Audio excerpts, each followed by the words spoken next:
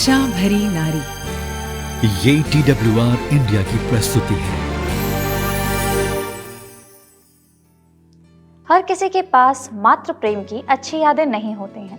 दोस्तों, कुछ वयस्कों का कहना है कि वे कभी भी सबसे प्यारी माँ के उस भयावह चंगुल से निकल ही नहीं पाए, जबकि अन्य ने क्षमा करना, आगे बढ़ना और अपने बच्चों को एक अलग तरीके से पालना सीखा। मनोचिकित्सकों का कहना है कि स्वस्थ विकास के लिए अच्छी माँ बनना बहुत महत्वपूर्ण है और बच्चे अपने वयस्क जीवन तक उसकी अच्छी या बुरी बातों को लिए रहते हैं और कभी कभी अपने बच्चों पर उसके आघात को दोहरा देते हैं। नमस्कार दर्शकों, मैं वाणी हूँ और आज आपकी होस्ट हूँ। आशा भरी नारी पर आज हम उन विभिन्न मुद्दों पर चर्चा करना जारी रखते हैं जो हम महिलाओं को प्रभावित करते हैं। प्रत्येक सप्ताह हम आपके लिए ऐसे विषय लाने का प्रयास करते हैं जिनमें आपकी रुचि है और इस सप्ताह मुझे पूरा विश्वास है कि आपकी रुचि और ज़्यादा बढ़ेगी। आज हम उन बच्चों की बात करना जारी करेंगे जिनके माता पिता अपनी भावनाओं और कार्यों को नियंत्रित नहीं कर सकते हैं। यदि आपके साथ बचपन में दुर्व्यवहार किया गया है तो यह कार्यक्रम आपके लिए भी है। शोध से पता चलता है कि हम में से जितने लोगों के साथ बच्चों के रूप में दुर्व्यवहार किया गया है, उनके अपने बच्चों के साथ दुर्व्यवहार करने की अधिक संभावना होती है। हमारे लिए एक बुरा उदाहरण पेश किया गया है और हम अपने उत्पीड़न करने वाले माता पिता के समान व्यवहार करने की प्रवृत्ति रखते हैं। अच्छी खबर यह है दोस्तों कि हम दुर्व्यवहार के पैटर्न को रोक सकते हैं और अपने बच्चों को उचित अनुशासन दे सकते हैं। मेरी इच्छा है कि माता पिता इस जानकारी को जरूर सुने, जिससे छोटे बच्चों को कष्ट ना उठाना पड़े। परिवार के सदस्यों से नाराज होना बहुत आसान है दोस्तों, भले ही आप उनसे कितना ही प्यार क्यों ना करते हो। दोस्तों, यह संभव है और किसी से प्यार करें और फिर अपने आप को खो दें और उन्हें चोट पहुंचाएं। अच्छी खबर यह है कि हम अपने व्यवहार में सुधार कर सकते हैं, लेकिन पहले हमें यह पता लगाना होगा कि क्या हमें कोई समस्या है या नहीं। यहाँ कुछ प्रश्न दिए गए हैं जो हम आपके साथ साझा कर रहे हैं, जो यह निर्धारित करने में आपकी सहायता करेंगे कि आपको अपने क्रोध के लिए सहायता की आवश्यकता है या नहीं। क्या आप ईर्ष्यालु और स्वामित्व वाले हैं? क्या आपका गुस्सा बेकाबू है? क्या आपने किसी अन्य व्यक्ति पर कुछ फेंका है या चीजें तोड़ी हैं? जब आप क्रोधित होती हैं तो क्या आप दूसरों को मारती हैं, पकड़ती हैं, धक्का देती हैं या लाते मारती हैं? यदि आप अपने बच्चों को चोट पहुंचाती हैं तो क्या आप उसे ऐसा करने के लिए दोषी ठहराती हैं? क्या आप अपने परिवार में दूसरों के साथ यौन संबंध बनाने के लिए उन्हें मजबूर करती हैं? क्या आप अपने बच्चों को इस कदर डराती हैं कि वे आपकी किसी भी बात को ना कहने से डरते हैं?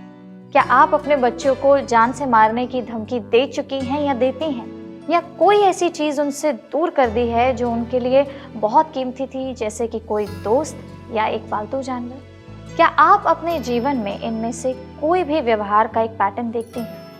यदि आप ऐसा करती हैं तो आप निराश हो सकती हैं और सोच सकते हैं कि आप कभी नहीं बदल सकते, लेकिन मैं आपसे कहना चाहूँगी कि आप कर सकते हैं। आपको ऐसा महसूस हो सकता है कि आपके जीवन में आपका कोई नियंत्रण नहीं कर रहा है, कोई नियंत्रण नहीं है, क्योंकि आप इसे खोने की आदी हैं। सच्चाई यह है दोस्तों कि आप हिंसा और डराने धमकाने का प्रयोग कर रही होंगी ताकि आपको ऐसा लगे कि आपका कुछ नियंत्रण खुद पर है। यह नियंत्रण करने का सही तरीका बिल्कुल नहीं है, लेकिन थोड़ी सी मेहनत करके आप बेहतर रिश्ते बना सकते हैं। इससे आपको और आपके परिवार को एक बहुत ही अच्छा फर्क दिखाई देगा और ये बिल्कुल सही बात भी है। आप अपने खुद के व्यवहार की जिम्मेदारी स्वीकार करके बदलाव लाना शुरू कर सकते हैं। दोस्तों, दुर्व्यवहार शारीरिक और मनोवैज्ञानिक हो सकता है और जो बच्चे पीड़ित हैं, साथ ही साथ जो उन्हें देख रहे हैं, वे इससे बहुत अधिक आहत हो सकते हैं। अपने गुस्से पर काबू रखना जरूर सीखें। अपने आप को नियंत्रित करना सीखने का एक हिस्सा उन परिस्थितियों को पहचानना है जो आपको परेशान करती हैं। इन बातों के बारे में सोचें और अपनी कमजोरियों को पहचानने की कोशिश जरूर करें, ताकि अगली बार आपके गुस्से का सामना करने में आप सक्षम हो सकें। अब आपकी भावनाओं के बारे में बात करते हैं। क्या आप उस भावना को पहचान सकते हैं जिससे आपको सबसे अधिक कठिनाई से सामना करना पड़ता है? क्या यह क्रोध, निराशा, तनाव या अवसाद है? शायद यह इन सभी भावनाओं का एक संयोजन है। एक और विचार यह है कि आप क्या करते हैं जबकि ये भावनाएं हावी हो जाती हैं, आप पर हावी हो जाती हैं और आप नियंत्रण खो देती हैं। जब आपको लगता है कि आपको हिंसा का सहारा लेना चाहिए, तो आपका शरीर कैसी प्रतिक्रिया करता है? क्या यह आपको पसीने की अनुभूति कराता है? क्या आपका चेहरा लाल हो जाता है और आपका दिल तेजी से धड़कता है? क्या आपकी मांसपेशियां तनावग्रस्त हैं? आपकी मुट्ठियां जकड़ जाती हैं? आपकी सांसें तेज हो जाती हैं? क्या आपका चेहरा कठोर हो जाता है और आपकी अभिव्यक्ति गंभीर हो जाती है? जैसा कि मैंने पहले उल्लेख किया था दोस्तों, यह एक संकेत था जो मैंने अपनी दोस्त और उसके जीवन में उसके पिता के साथ दुर्व्यवहार करने से पहले देखा था। काश उन्होंने पहले ही इसे पहचान लिया होता और मेरी दोस्त को चोट पहुंचाने से पहले खुद को रोक लिया होता। जब आप गुस्से में होते हैं तो आप क्या करते हैं या आप क्या करते हैं? यदि आप दरवाजे को जोर से बंद करती हैं, पैरों को पटकती हैं, चीजें फेंकती हैं, तो इस पर ध्यान दें। चिल्लाना और अभद्र भाषा का प्रयोग इसी बात का संकेत है कि आपके जीवन में बदलाव की बेहद ज़रूरत है। जी हाँ, बेहद ज़रूरत है। कुछ स्थितियों में होना कुछ लोगों को बहुत बुरा बना देता है। क्या आपने गौर किया है कि आप दिन के अंत में या देर रात में जब आप बहुत थकी हुई होती हैं तो आप सबसे अधिक क्रोधित हो जाती हैं? क्या आपने गौर किया है कि जिस स्थान पर आप दूसरों को उत्पीड़न करती हैं या करते हैं, वह वही स्थान है जैसे आपका शयन कक्ष या आपकी रसोई? आपके बच्चे ऐसी कौन सी चीज करते हैं जिससे आप नियंत्रण खो देते हैं? अपने व्यवहार के बारे में सोचते समय इन सभी बातों का ध्यान जरूर रखें। आपके उत्तर आपको एक अंतर्दृष्टि देंगे।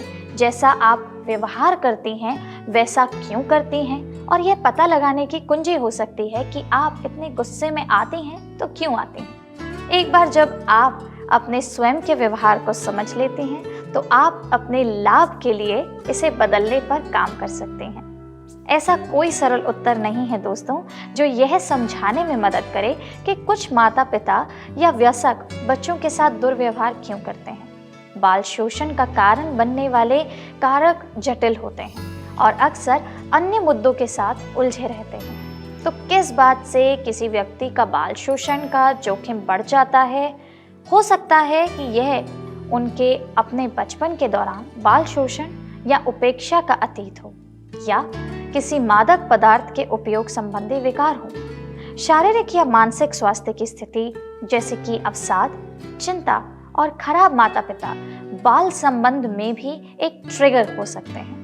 वित्तीय मुद्दों जैसे कि बेरोजगारी या चिकित्सा समस्याओं से तनाव बच्चे की परवरिश को दबावों और संघर्षों से निपटने में मदद करने के लिए माता पिता के कौशल की कमी और परिवार के सदस्यों, दोस्तों, पड़ोसियों या समुदाय से समर्थन की कमी सभी दुर्व्यवहार का कारण हो सकते हैं। जो वयस्क बच्चों का शोषण कर रहे हैं वे कुछ लक्षण या व्यवहार दिखा सकते हैं, जैसे कि बच्चे के समस्यात्मक व्यवहार परिवर्तन या कठिनाइयों को नज़रअंदाज करना या नकारना, ऐसी भाषा का उपयोग करना जिससे पता चलता है कि वे बच्चे को बेकार या बोझ समझते हैं। वे शारीरिक या शैक्षणिक प्रदर्शन की ऐसी मांग करेंगे जो उनके बच्चे द्वारा प्राप्त नहीं किया जा सकता, या यदि बच्चा दुर्व्यवहार करता है तो शिक्षकों या अन्य देखभाल करने वालों को कठोर दंड का उपयोग करने के लिए कहेंगे। दुर्व्यवहार करने वाले माता पिता भी शायद ही कभी बच्चे को शारीरिक स्नेह दिखाते हैं या बच्चे के प्रति क्रूरता दिखाते हैं, विशेष रूप से बुरे व्यवहार के समय। माता पिता बनना एक हर्षित, सार्थक और कभी-कभी भारी अनुभव हो सकता है। कई बार आपके बच्चे आपकी सारी शक्ति निचोड़ लेते हैं। आप उन व्यवहारों के लिए बहुत प्रेरित महसूस कर सकते हैं जिन्हें आप सामान्य रूप से नहीं सोचती थी कि आप सक्षम थे। बाल शोषण को रोकने के लिए पहला कदम अपनी भावनाओं को पहचानना है। यदि आपको डर है कि आप अपने बच्चे के साथ दुर्व्यवहार कर सकती हैं, तो आप पहले ही उस महत्वपूर्ण मील के पत्थर तक पहुंच चुके हैं। किसी भी शोषण को रोकने के लिए यहाँ कुछ कदम दिए गए हैं। सबसे पहले खुद को इस स्थिति से बाहर निकालें। जी हाँ, अपने आप को ऐसी स्थिति से बाहर निकालिए। क्रोध या नाराजगी की घड़ी में अपने बच्चों को जबान ना दें, दूर हट जाए। कई कारण हैं कि बच्चे और वयस्क बाल शोषण के बारे में बताते ही नहीं हैं। हम बात नहीं करते क्योंकि जब हम करते हैं तो लोग हम पर विश्वास नहीं करते हैं। हम बात नहीं करते क्योंकि जब हमने किया तो लोगों ने बहुत ही अजीब सी प्रक्रिया दी। हम बात नहीं करते हैं क्योंकि तब किसी ने भी इस बारे में बात नहीं की थी। हम बात नहीं करते हैं क्योंकि हमने देखा कि उस लड़की के साथ क्या हुआ जिसने इस विषय में बात की थी। हम बात नहीं करते हैं दोस्तों क्योंकि हमने देखा कि जिन्होंने किया उनके लिए बहुत कम या कोई हल नहीं निकला। हम बात नहीं करते हैं क्योंकि हम स्वयं को भी इस सत्य को स्वीकार करने देना नहीं चाहते हैं। हम बात नहीं करते हैं क्योंकि हम कोशिश कर रहे थे कि हम अपने परिवारों को अलग ना कर दें, उन्हें तुड़वा ना दें, तब या फिर हो सकता है अब। हम बात नहीं करते हैं दोस्तों क्योंकि यह ऐसी कहानी है जिसे सुनने के लिए हमारे बच्चे बहुत छोटे हैं। हम बात नहीं करते हैं क्योंकि सीमाओं की बंदिश का महत्व या मतलब है कभी कोई न्याय नहीं होगा। हम बात नहीं करते हैं दोस्तों क्योंकि हमारी प्यारी बच्ची वैवाहिक बलात्कार की उपज है। हम बात नहीं करते हैं क्योंकि उसे उसके परिवार से प्रतिशोध का डर है। हम बात नहीं करते हैं क्योंकि हमने जो कुछ भी कहा है या किया है या सहन किया है उसे अलग कर दिया जाएगा। हम बात नहीं करते हैं क्योंकि इन सब के बावजूद, चाहे कैसी भी परिस्थितियों में क्यों ना हो, चाहे हम कितने भी वर्षों से थेरेपी से गुजरे, कोई फर्क नहीं पड़ता कि हम अब मसीह में मिलने वाले छुटकारे के बारे में क्या जानते हैं। हम अभी भी विश्वास करते हैं कि ऐसा कुछ था जो हमने किया या नहीं किया जिसके कारण ऐसा हुआ। हम बात नहीं करते हैं दोस्तों क्योंकि हमारी आवाज़ें चुरा ली गई, बलपूर्वक हमसे छीन ली गई, कचरे की तरह फेंक दी गई हैं, विलुप्त होने के बिंदु तक दबा दी गई हैं। हम में से कुछ ऐसे भी हैं जिन्होंने इस रहस्य को इतने लंबे समय तक छुपाया है कि हमें याद भी नहीं है कि कैसे बोलना है। हम में से जो बच्चे थे वे पाते हैं कि हमारे अंदर एक खामोश कमरा है, बिल्कुल खामोश, जिसने कभी अपनी आवाज़ की ध्वनि सुनी ही नहीं। हम में से कुछ वयस्क महिलाएं कभी असहाय बच्ची थी। हमारा शारीरिक, भावनात्मक और यौन शोषण किया गया, उपेक्षित किया गया और दुर्व्यवहार किया गया। हम में से कई लोगों के लिए इस शोषण का दर्द और प्रभाव इतना गहरा है कि इसने हमारी पहचान के हर हिस्से को चकनाचूर कर दिया है। दोस्तों, जब लोग बाल शोषण शब्द सुनते हैं तो वे सोच सकते हैं कि यह केवल अल्प शिक्षित, गरीबी से पीड़ित परिवारों में ही होता है। हालांकि यह महामारी सब प्रकार के परिवारों में होती है। बाल शोषण के रिपोर्ट किए गए मामले प्रत्येक वर्ष 10 लाख से अधिक होते हैं और कुछ विशेषज्ञों का कहना है कि शोषित पीड़ितों की वास्तविक संख्या कहीं अधिक हो सकती है। बाल शोषण के प्रकारों में शारीरिक शोषण, भावनात्मक शोषण, यौन शोषण और उपेक्षा शामिल है।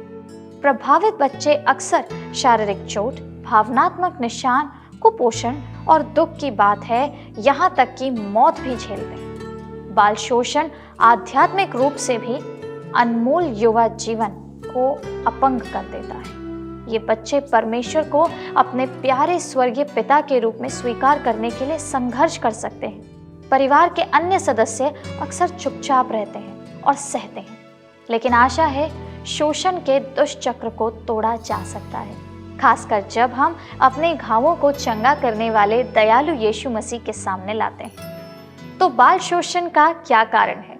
अक्सर जो माता पिता अपने बच्चों के साथ दुर्व्यवहार करते हैं वे स्वयं शोषण का शिकार हुए हैं। वर्षों से दबी हुई घृणा से प्रेरित ये माता पिता चक्र को जारी रखते हैं। कभी कभी सबसे समर्पित माता पिता भी क्षण भर के लिए, जी हाँ, क्षण भर के लिए नियंत्रण खो सकते हैं। एक बच्चे के कार्यों से निराश या अपनी असफलता या निराशा की भावना से अभिभूत। लेकिन ये इक्का दुक्का घटनाएं यदि अनियंत्रित छोड़ दी जाएं, तो एक परिवार को तोड़ने का विनाशकारी कारण बन सकते हैं। मुझे यकीन है दोस्तों कि आप ये सोच रहे होंगे जानेंगे कि दुर्व्यवहार के बारे में परमेश्वर का दृष्टिकोण क्या है। खैर, बच्चों के पालन पोषण के लिए बाइबल में बहुत सारे व्यवहारिक सलाहें दी गई हैं। नीति वचन 22:6 में ये लिखा हुआ है, लड़के को उसी मार्ग की शिक्षा दे जिसमें उसको चलना चाहिए, और वह बुढ़ापे में उससे कभी ना हटेगा। नीति वचन 22:15 में माता पिता को स्पष्ट रूप से मूर्खता को ठीक करने के लिए कदम उठाने के लिए चेतावनी दी जाती है, जो लड़के के मन में मूर्खता की गांठ बंधी रहती है। माता पिता का अनुशासन आवश्यक है, लेकिन कुछ माता पिता इन वचनों को अपने बच्चों पर पूर्ण नियंत्रण देने के रूप में देखते हैं। यह सच नहीं है। दुरुपयोग के लिए परमेश्वर के वचन को लाइसेंस के रूप में कभी भी उपयोग नहीं किया जाना चाहिए। माता पिता को अपने बच्चों को अनुशासित करने की आवश्यकता है, लेकिन उन्हें अपनी भावनाओं और कार्यों को नियंत्रण में रखना चाहिए। परमेश्वर की दृष्टि में शोषण का कोई औचित्य नहीं है, लेकिन अगर आप बाल शोषण के अथक चक्र में और पाप में फंस गई हैं, तो इस विनाशकारी पैटर्न को तोड़ने के लिए अभी परमेश्वर के सामने एक प्रतिज्ञा लें। यह आसान नहीं होगा, लेकिन यह जीवन और मृत्यु का मामला हो सकता है। आप इसमें अकेली नहीं हैं। यीशु आपको आपसे बेहतर तरीके से जानते हैं और वह मदद करने के लिए तैयार और सक्षम है। लेकिन आपको मसीह से अनुग्रह मांगना है, ताकि आप एक विश्वसनीय बहन के साथ या अपने पास्टर के साथ ईमानदारी से अपने संघर्ष के बारे में बात कर सकें, उन्हें बता सकें। सहायता प्राप्त करने के लिए इन चरणों का पालन जरूर करें। समस्या को स्वीकार करें। छुटकारा प्राप्त करने के लिए स्वीकार करें कि आपको कोई समस्या है। एक बार जब आप अपनी चुप्पी तोड़ेंगी और अपने दुर्व्यवहार के पाप को स्वीकार कर लेंगी, तो परमेश्वर की कृपा और क्षमा आपको बहाल करना शुरू कर सकती है। अपनी कमजोरी को स्वीकार करें। परमेश्वर को अपनी कमजोरी के क्षेत्र में कार्य करने दें, क्योंकि इसमें वह आपको मजबूत बना सकते हैं। अन्य विश्वासियों के साथ प्रार्थना करें और अपने संघर्षों को बताएं। पादरियों या अन्य उपयुक्त परामर्शदाताओं की मदद लें। यदि आप शोषण का शिकार हुए हैं, तो आपको यह जानना होगा कि परमेश्वर ने आपको कभी नहीं छोड़ा था और कभी नहीं छोड़ा है। वह आपके सभी तरीकों से गहराई से परिचित है। वह आपके दर्द को जानते हैं और उसके पास आपके जीवन के लिए पूर्ण चंगाई और बहाली की योजना है। मनोवैज्ञानिक हमें बताते हैं कि 3 में से 1 व्यक्ति ने शारीरिक, भावनात्मक या यौन शोषण का अनुभव किया है। ज्यादातर इसके बारे में बात करने में शर्माते हैं। वे न केवल अपराधी के बारे में सोचते हुए, बल्कि उन लोगों के बारे में भी सोचते हुए आक्रोश से भरे घूमते हैं जिन्हें उनकी रक्षा करनी चाहिए थी और करी नहीं। यदि आप शोषण का शिकार हुए हैं, तो यहाँ कुछ पवित्र शास्त्र के वचन हैं जिन्हें आपको पढ़ने और उन पर खड़े रहने, अड़े रहने और उन प्रार्थनाओं में अपने आप को बदलने की आवश्यकता है। हे यहोवा, मैंने तेरी दुहाई दी है। मैंने कहा है, तू मेरा शरण स्थान है। मेरे जीते जी तू मेरा भाग है। मेरी चिल्लाहट को ध्यान देकर सुन, क्योंकि मेरी बड़ी दुर्दशा हो गई है। जो मेरे पीछे पड़े हैं, उनसे मुझे बचा ले, क्योंकि वे मुझसे अधिक सामर्थ्य हैं। मुझको बंदी गृह से निकाल ले, कि मैं तेरे नाम का धन्यवाद करूं। भजन संहिता 142:5-7। दोस्तों, जैसा कि आप परमेश्वर के उपाय की तलाश कर रही हैं, यहाँ कुछ महत्वपूर्ण तत्वों पर विचार किया गया है। दुर्व्यवहार का सामना करें। दुर्व्यवहार से जुड़ी शर्म असहनीय है। आप अपने दर्द को एक समय के लिए छुपा सकते हैं, लेकिन अंत में घाव सतह पर आ ही जाते हैं। लेकिन धैर्य रखें, क्योंकि परमेश्वर उस भयावता को जानते हैं जिसे आपने सहा है। अपने शोषण के दुष्प्रभाव का सामना करने की शक्ति परमेश्वर से मांगे। क्षमा करें और मुक्त कर दें। जितना मुश्किल यह लग सकता है, आपको अपराधी को उसके खिलाफ उसके कार्यों के लिए क्षमा करना शुरू करना होगा।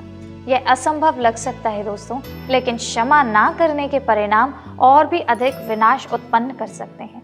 इसके बजाय परमेश्वर से आपको वह अनुग्रह देने के लिए कहें जिससे आप क्षमा कर सकें। आश्रय की तलाश करें। यदि आप अभी भी अपमानजनक स्थिति में हैं, तो तुरंत आश्रय लें। यदि आवश्यक हो तो परिवार के सदस्यों, अपने चर्च परिवार या शायद अधिकारियों के पास जाने पर विचार करें। अंत में परमेश्वर की शरण में चैन से रहें, उसके वचन की ओर मुड़ें और उसी के वचन में चलें। मसीह में मेरी बहनों, मैं आपको आगे बढ़ने के लिए प्रोत्साहित करती हूँ।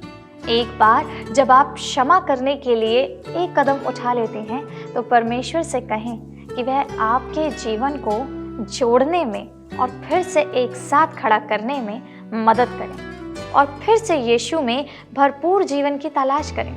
आगे बढ़ें और अतीत को परमेश्वर पर छोड़ दें। अगली बार हमसे जुड़ें, क्योंकि हम महत्वपूर्ण मुद्दों पर चर्चा करना जारी रखेंगे जो हमारे जीवन और हमारे परिवारों के जीवन को प्रभावित करते हैं। और मिलते हैं आपसे फिर से अगले हफ्ते।